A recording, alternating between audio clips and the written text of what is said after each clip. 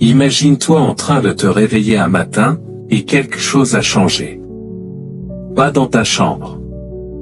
Pas dans ta vie. Mais en toi. Une lumière intérieure que tu ne savais pas nommer. Une certitude tranquille qui t'habite depuis quelques jours, quelques semaines, peut-être quelques mois.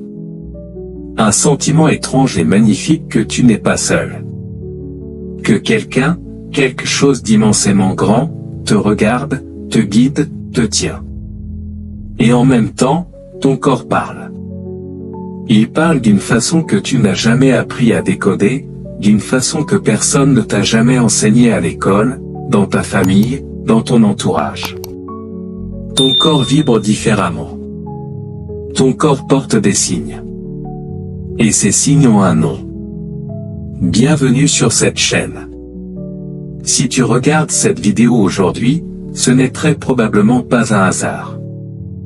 Parce que ce que nous allons explorer ensemble dans les prochaines minutes est l'un des sujets les plus profonds, les plus puissants et les plus mal compris de la vie spirituelle, les 7 marques que Dieu imprime sur le corps d'une femme qu'il a choisie. Pas les marques de la perfection. Pas les marques de la sainteté sans faille. Mais les marques vivantes, réelles, physiques et spirituelles, d'une femme qui a été touchée par quelque chose de divin et dont la vie entière en porte le témoignage. Ces marques ne sont pas des privilèges accordés aux élites ou aux religieuses cloîtrées. Elles appartiennent aux femmes ordinaires, aux mères épuisées, aux guerrières silencieuses, aux âmes blessées qui se relèvent, aux cœurs qui ont tout perdu et qui ont quand même choisi d'aimer. Si tu t'es déjà demandé si Dieu te voit, si tu comptes vraiment, si quelque chose en toi est spécial aux yeux du ciel, alors cette vidéo est pour toi. Reste jusqu'à la fin, parce que la 7e marque est celle que personne n'ose jamais avouer, et pourtant c'est la plus sacrée de toutes. Avant d'entrer dans le vif du sujet, posons quelques fondations importantes, parce que le mot « choisi » mérite qu'on s'y attarde. Quand on parle d'une femme choisie par Dieu, on ne parle pas d'une femme supérieure aux autres. On ne parle pas d'une élue dans le sens exclusif du terme, comme si les autres femmes étaient rejetées ou oubliées. Dans toutes les grandes traditions spirituelles du monde, qu'il s'agisse du christianisme, de l'islam, du judaïsme, du bouddhisme, de l'hindouisme ou des traditions ancestrales africaines et amérindiennes, le concept d'être « choisi » ou « appelé » désigne une femme qui a accepté, consciemment ou non, de jouer un rôle particulier dans le tissu de la vie. Une femme dont l'âme a dit oui à quelque chose de plus grand qu'elle-même. Dans la Bible, Dieu choisit des femmes imparfaites, une femme marquée par son passé, une étrangère veuve sans ressources, une jeune orpheline terrifiée, une femme qui devait diriger des hommes dans une culture qui ne le permettait pas. Dans le Coran, Marie est élevée au-dessus de toutes les femmes du monde non pas à cause de sa perfection sociale, mais à cause de la pureté et de la soumission de son cœur. Dans les traditions africaines Yoruba, les femmes choisies par les divinités portent sur leur corps et dans leur vie des signes reconnaissables que les anciens savent lire. Le dénominateur commun à travers toutes ces traditions. Une femme choisie par le divin ne le sait pas toujours intellectuellement. Mais son corps, lui, le sait. Et c'est exactement ce dont nous allons parler. Les 7 marques visibles et invisibles que le corps d'une femme choisie porte avec elle. La première marque est la sensibilité extrême qui se transforme en bouclier. Si tu es une femme qui a toujours été trop sensible, si on t'a dit toute ta vie que tu prends les choses trop à cœur, que tu pleures trop facilement, que tu ressens trop fort, que tu as besoin de te durcir pour survivre dans ce monde, alors je veux que tu entendes ceci avec tout ton être. Cette sensibilité n'est pas une faiblesse. C'est une marque. C'est l'une des premières et des plus reconnaissables signatures de l'élection divine sur le corps d'une femme. Les femmes choisies par Dieu sont des femmes dont le système nerveux a été calibré différemment. Leur peau est fine, pas au sens littéral, mais au sens énergétique. Elles absorbent les émotions des pièces qu'elles traversent. Elles sentent la tension avant même que quelqu'un n'ouvre la bouche. Elles perçoivent la douleur des autres comme si c'était la leur. Elles sont souvent épuisées dans les foules, dans les lieux bruyants, dans les environnements chargés de stress ou de conflits. Dans la psychologie moderne, on appelle cela être une personne hautement sensible, un profil neurobiologique qui concerne entre 15 et 20% de la population selon les recherches menées dans les années 1990 sur le sujet. Mais dans les traditions spirituelles, cette sensibilité a un autre nom. Dans les traditions hébraïques anciennes, les prophètes, hommes et femmes, étaient des êtres d'une sensibilité extrême, capables de recevoir les impressions divines précisément parce qu'ils n'avaient pas la cuirasse épaisse de l'indifférence. Dans le chamanisme sibérien et nord-américain, les chamans, souvent des femmes, étaient choisis par les esprits précisément parce qu'elles avaient la maladie du chaman, une hypersensibilité qui les rendait perméables aux deux mondes. Dans le catholicisme mystique, de nombreuses saintes étaient connues pour pleurer abondamment à la simple mention du nom de Dieu, pour ressentir physiquement la douleur des pécheurs du monde entier. Mais voici ce que tu dois comprendre, cette sensibilité, chez une femme choisie, ne reste pas une blessure. Elle se transforme. Avec le temps, avec l'épreuve, avec la foi, elle devient un bouclier. Une armure invisible mais réelle. Parce que la femme qui a appris à ressentir tout avec tant d'intensité a aussi appris à discerner. Elle sait, dans ses tripes, quand quelque chose est juste et quand quelque chose est faux. Elle sait qui lui veut du bien et qui lui veut du mal, souvent avant que les faits ne le confirment. Elle sait quand une situation est saine et quand elle est toxique. Cette sensibilité, bien maîtrisée, devient un radar spirituel d'une précision extraordinaire. Physiquement, cette marque se manifeste souvent par une peau littéralement plus réactive, des yeux qui pleurent facilement, un cœur qui bat plus vite face aux émotions, une digestion qui se noue dans les situations de stress, des maux de tête ou des tensions dans les épaules lorsqu'elle absorbe trop d'énergies extérieures. Ce n'est pas de la maladie. C'est de la réceptivité divine. La deuxième marque est la souffrance qui n'a pas brisé mais sculpté. Il y a dans la vie de chaque femme choisie par Dieu une douleur particulière. Parfois c'est une perte, la perte d'un enfant, d'un amour, d'une famille, d'une identité. Parfois c'est une trahison si profonde qu'elle a redessiné les contours du monde. Parfois c'est une maladie, un corps qui a souffert, qui a lutté, qui a failli céder. Parfois c'est l'injustice, une vie qui n'a pas donné ce qui était promis, des portes fermées, des rêves brisés, des années de travail non récompensées. Et dans chacun de ces feux, la femme choisie aurait pu être consumée. Mais elle ne l'a pas été. Elle a brûlé, oui. Elle porte les cicatrices, oui. Mais elle est encore là. Et elle est différente. Elle est plus profonde, plus vraie, plus libre d'une certaine façon que ceux qui n'ont jamais traversé le feu. Dans la Bible, cette réalité est au cœur de nombreuses histoires de femmes, celle qui a pleuré si amèrement devant le temple que le prêtre l'a prise pour une ivrogne, et à qui Dieu a finalement donné un fils qui devint l'un des plus grands prophètes d'Israël. Celle qui est revenue les mains vides après avoir tout perdu, son mari, ses fils, son pays, en disant « Ne m'appelez plus par mon prénom, appelez-moi la mère ».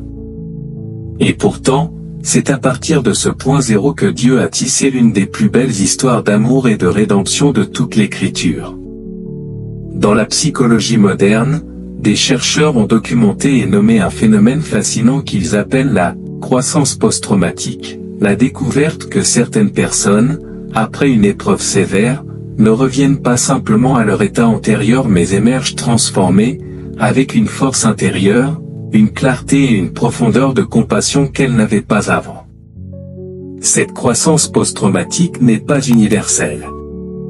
Elle ne se produit pas automatiquement. Elle nécessite quelque chose que la science commence à peine à mesurer mais que la foi connaît bien, la volonté de donner un sens à la souffrance. La femme choisie par Dieu est précisément celle qui, au fond de son puits, a refusé de laisser la douleur avoir le dernier mot. Elle n'a pas prétendu que ça n'avait pas fait mal. Elle n'a pas fait semblant d'aller bien. Mais elle a dit, même dans le murmure, même dans les larmes, je crois encore qu'il y a quelque chose de bon qui peut sortir de ça. Et cette fois, même ténue, même tremblante, a suffi à Dieu pour travailler. Physiquement, cette marque se voit parfois dans les mains d'une femme qui a beaucoup donné, dans les yeux qui portent à la fois une tristesse ancienne et une lumière indéfinissable, dans cette façon qu'elle a de s'asseoir qui dit à la fois « j'ai souffert » et « je suis encore là ». Les cicatrices sont visibles pour qui sait regarder. Mais elles sont belles. Elles sont sacrées. La troisième marque est la voix qui se lève quand tout lui dit de se taire. L'une des marques les plus reconnaissables d'une femme choisie par Dieu est sa relation particulière à la vérité. Elle n'arrive pas à se taire quand quelque chose est injuste. Elle n'arrive pas à acquiescer quand quelque chose est faux. Elle ne peut pas, physiquement, émotionnellement, spirituellement, rester silencieuse face à la souffrance d'un innocent ou face au mensonge installé comme une vérité. Et cette incapacité lui a souvent coûté cher. Elle a perdu des amis parce qu'elle a dit ce que personne ne voulait entendre. Elle a perdu des emplois parce qu'elle a refusé de participer à quelque chose de contraire à ses valeurs. Elle a perdu des relations amoureuses parce qu'elle n'a pas voulu se contorsionner dans un rôle qui n'était pas le sien. Et pourtant, elle n'arrive toujours pas à se taire. Dans la Bible, on trouve des femmes qui dirigeaient des nations entières à des époques où cela était inouï, dont l'autorité ne leur avait pas été donnée par les hommes mais par Dieu, et que tout le peuple reconnaissait. D'autres ont risqué leur vie pour plaider la cause de leur peuple, avec des mots qui sont restés gravés dans l'histoire, « Si je dois mourir, je mourrai ». D'autres encore ont été les premières à annoncer les plus grandes nouvelles spirituelles de leur époque, à des moments où le témoignage d'une femme n'avait aucune valeur légale. Elles ont quand même parlé. Dans les traditions africaines, les prêtresses et les médiatrices spirituelles sont reconnues précisément parce qu'elles parlent au nom du sacré, même quand cela les expose à la marginalisation, à la peur ou à l'incompréhension. Dans l'islam, la première femme du prophète était une femme d'affaires puissante qui a elle-même fait une proposition de mariage, brisant les conventions de son époque, parce qu'elle voyait quelque chose en lui que les autres ne voyaient pas encore. Physiquement, cette marque se manifeste dans la façon dont une telle femme tient son corps quand elle parle de ce qui lui tient à cœur. Sa posture change. Sa voix change. Il y a quelque chose dans sa gorge qui s'ouvre, dans ses yeux qui brillent, dans ses mains qui s'animent. Même si elle tremble, elle parle. Et les mots qu'elle dit à ce moment-là ont un poids particulier. Ils touchent. Ils remuent. Ils libèrent. Parce qu'ils ne viennent pas seulement d'elle. La quatrième marque est l'intuition si précise qu'elle ressemble à de la voyance. Est-ce que tu sais des choses que tu ne devrais pas savoir? Est-ce que tu ressens l'issue d'une situation avant que les faits ne se déroulent? Est-ce que tu as des rêves qui se réalisent, des pressentiments qui se confirment, des voix intérieures qui t'ont guidé si souvent et si justement que tu n'oses même plus en parler par peur de ce que les autres penseront? Cette intuition aiguisée est la quatrième marque d'une femme choisie par Dieu. Et elle est documentée dans absolument toutes les traditions spirituelles de l'histoire humaine. Dans la tradition hébraïque, les femmes prophètes possédaient ce don de perception au-delà du voile ordinaire du temps et de la matière.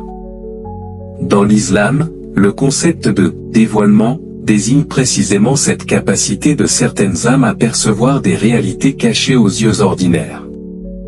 Dans le catholicisme, on parle de charisme prophétique accordé par l'Esprit Saint à certains fidèles pour l'édification de l'Église. Dans le bouddhisme tibétain, il existe des femmes d'éveil connues pour leur capacité de perception extrasensorielle. Dans les traditions africaines, les femmes initiées au culte des divinités de l'eau et de la maternité développent une intuition oraculaire précise à travers des années de pratique et de dévotion. Mais au-delà des traditions religieuses, la science elle-même commence à s'intéresser sérieusement à ce phénomène. Des chercheurs ont documenté des expériences d'intuition qui défient les explications matérialistes classiques. Le « savoir » d'une mère que son enfant est en danger à des kilomètres de distance, les rêves prémonitoires documentés dans des contextes cliniques, la capacité de certaines personnes à sentir qu'on les regarde. Pour une femme choisie, cette intuition n'est pas un jeu ni un spectacle. C'est une responsabilité. Elle doit apprendre à la distinguer de la peur, du désir, de la projection. Elle doit apprendre à l'honorer sans en faire un culte.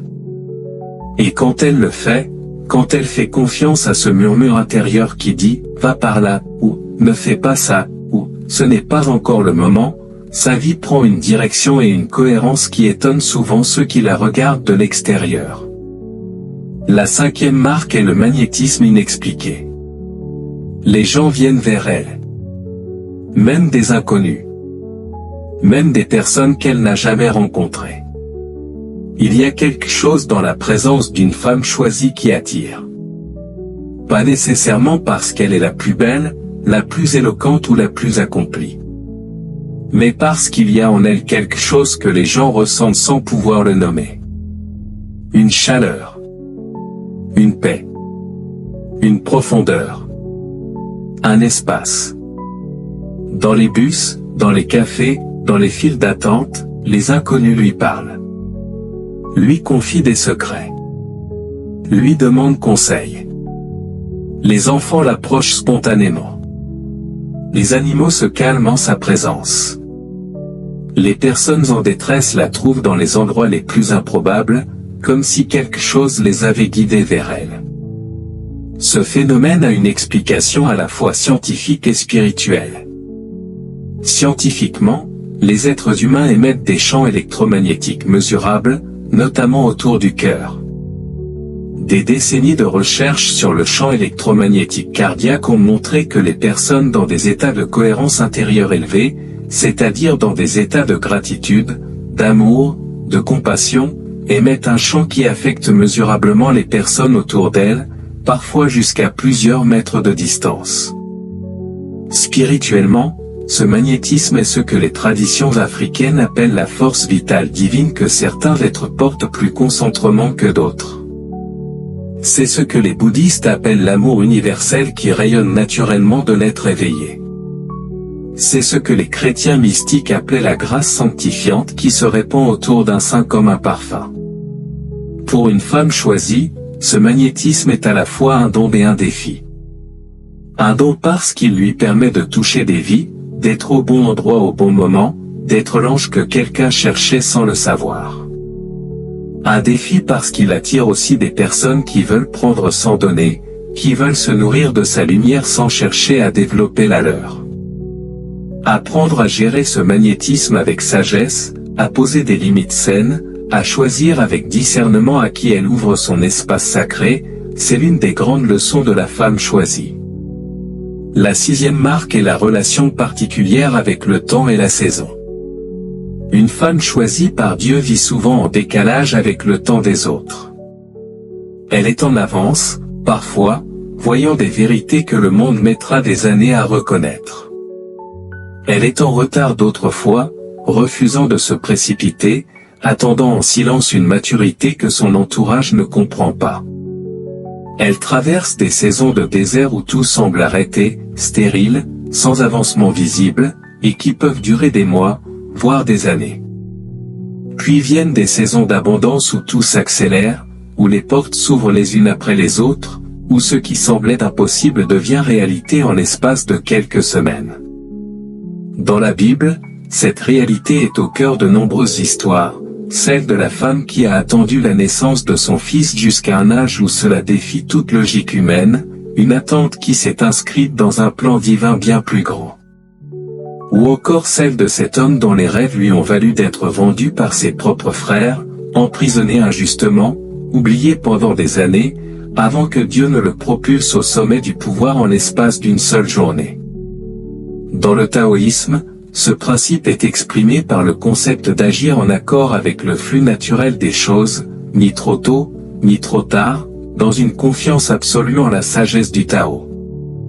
Dans les traditions amérindiennes, les anciens enseignent le respect des temps de la médecine, ces périodes où la guérison, la croissance, l'action, le repos, ont chacune leur saison propre et ne peuvent pas être forcées sans provoquer un déséquilibre. Physiquement, une femme choisie ressent souvent cette relation particulière au temps dans son corps. Durant les saisons de désert, elle peut ressentir une léthargie physique, un besoin de sommeil plus important, une difficulté à se mobiliser, qui n'est pas de la dépression au sens clinique, mais une forme d'hibernation spirituelle profonde. Durant les saisons d'activité, son corps semble avoir des ressources inépuisables, elle peut travailler et créer avec une énergie qui étonne son entourage.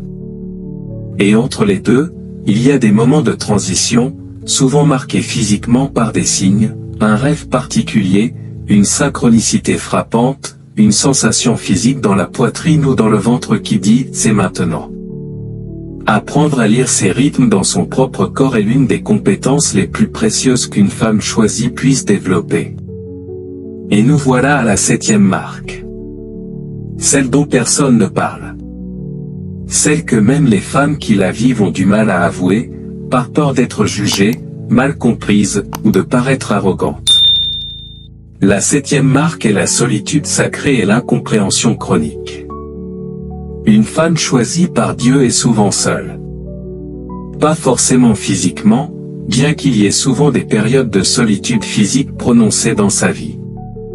Mais intérieurement. Profondément. Elle se retrouve dans des pièces pleines de gens et se sent seule. Elle a des amis, parfois beaucoup, mais peu qui la comprennent vraiment. Elle a eu des amours, mais quelque chose en elle a toujours résisté à la tentation de se perdre complètement dans quelqu'un d'autre. Et cette solitude, pendant longtemps, lui a fait croire qu'il y avait quelque chose qui n'allait pas chez elle. Qu'elle était trop exigeante, trop différente, trop compliquée. Que si elle était « normale », elle s'intégrerait mieux. Dans les traditions mystiques, cette solitude est reconnue comme une marque presque universelle de l'élection divine. Les grands contemplatifs de toutes les traditions ont tous décrit ce que certains ont appelé la « nuit obscure de l'âme », une période de profond isolement intérieur où l'âme semble abandonnée de Dieu et des hommes, et qui précède toujours, dans l'histoire des mystiques, une union plus profonde avec le divin.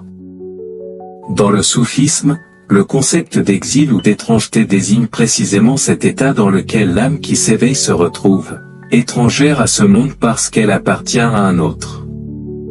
Les grands poètes mystiques de cette tradition exprimaient cela à travers l'image du roseau coupé de sa roselière, toute sa musique, toute sa beauté, bien précisément de cette séparation, de ce manque, de cette nostalgie d'une origine divine. Et dans la sagesse africaine, notamment chez certains peuples de l'Afrique de l'Ouest, les êtres portant un destin particulier sont souvent reconnus précisément parce qu'ils ne s'intègrent pas complètement dans les catégories sociales ordinaires. Ils sont, à côté, comme disent les anciens, ce qui n'est pas un défaut mais un signe de leur mission particulière. Pour une femme choisie, accepter cette solitude sacrée est l'une des plus grandes batailles de sa vie spirituelle. Parce que tout en elle, tout ce que la société lui a enseigné sur la féminité, sur la réussite, sur le bonheur, lui dit qu'elle devrait se fondre dans un groupe, trouver sa tribu, être parfaitement intégrée. Et pourtant, quelque chose d'en haut lui dit, ta singularité n'est pas une erreur. Elle est un appel. Tu n'es pas seul parce que tu es brisé.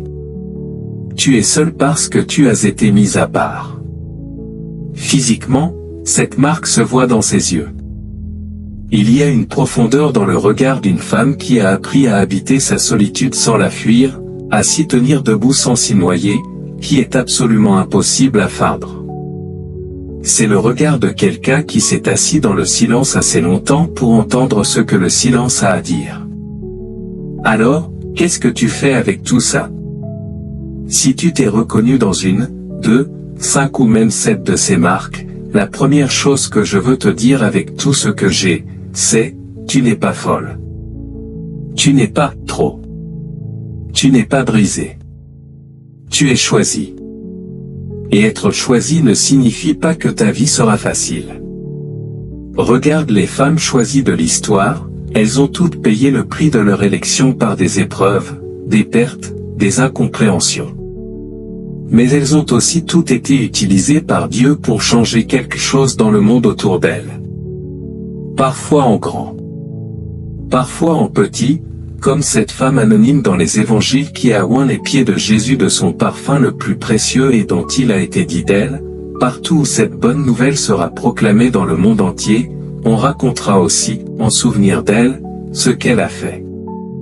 Son nom ne figure pas dans les textes. Mais son acte, lui, est immortel.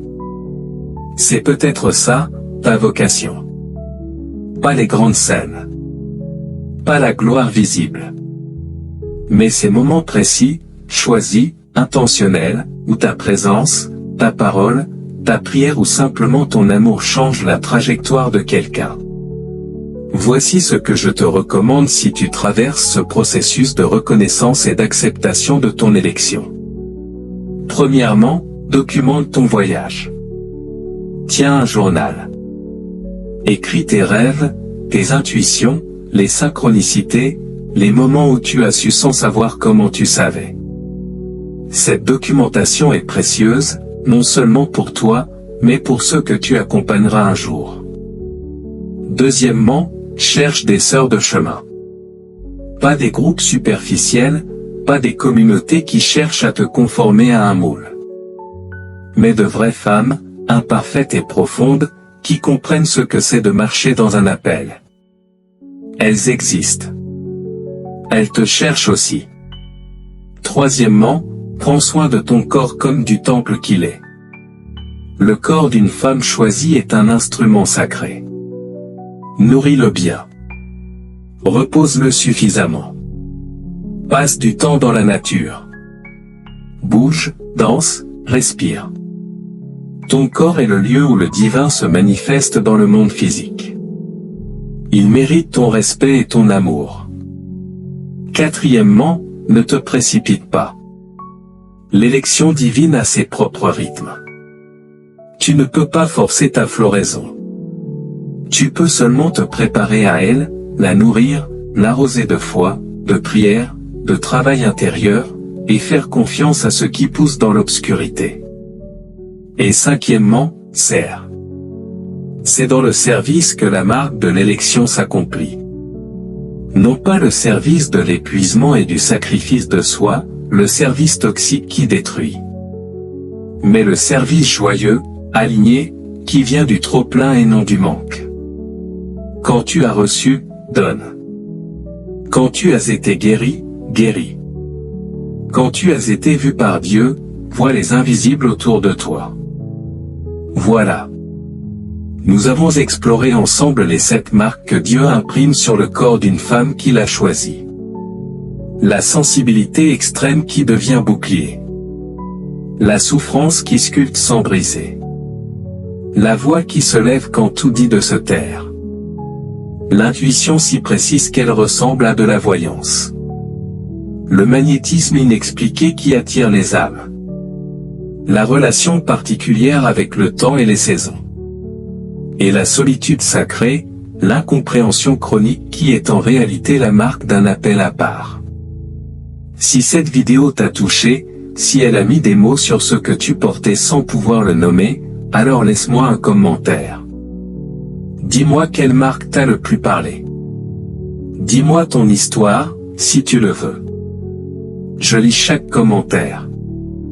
Et ton témoignage pourrait être exactement la lumière dont une autre femme a besoin pour comprendre son propre chemin. Mets un like sur cette vidéo si elle t'a apporté quelque chose.